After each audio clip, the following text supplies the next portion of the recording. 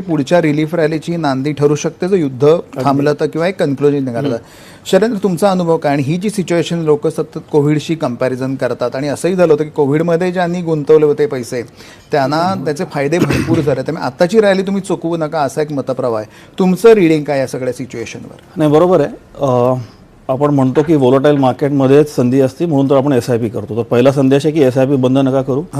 ते मार्केटच्या अस्थिरतेचा फायदा उचलेल. लॉंग टर्ममध्ये जर का तुम्ही SIP चालू ठेवली तर म्हणून बंद नका करू. हे तर मी पहिलं सगळ्यांना सजेस्ट करेन, SIP बंद नका करू.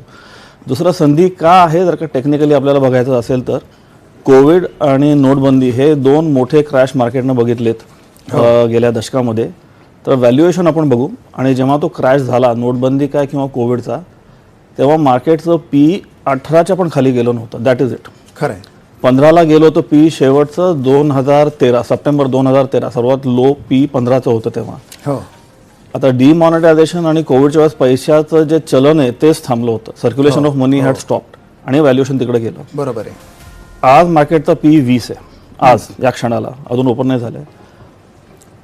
पुढच्या महिन्यात जेव्हा अर्निंग्स येतील आणि आपण एक 8-10% काहीतरी ग्रोथ धरून चालू, तर हेच PE ॲडजस्ट होऊन 18ला निघून जाईल जर का मार्केट इथंच राहिलं तर. बरोबर बरोबर. तर पुढच्या महिन्यात ह्या स्तराला मार्केटचं व्हॅल्युएशन कोविडच्या स्तराला निघून जाईल. म्हणजे bottom of Covid. Bottom of Covid. आणि तेव्हा ज्यांनी एंटर केला तेव्हा येणाऱ्या काळात त्यांना फायदा झाला. ॲक्च्युअली कोविड आणि आजच्या काळात फरक आहे. तो एक पॅन्डेमिक होता आणि हे युद्धाची परिस्थिती आहे, तरी किती काळ चालणार आहे आपल्याला माहीत नाही आहे. पण व्हॅल्युएशन वाईज आता मार्केट खूप अट्रॅक्टिव्ह आहे.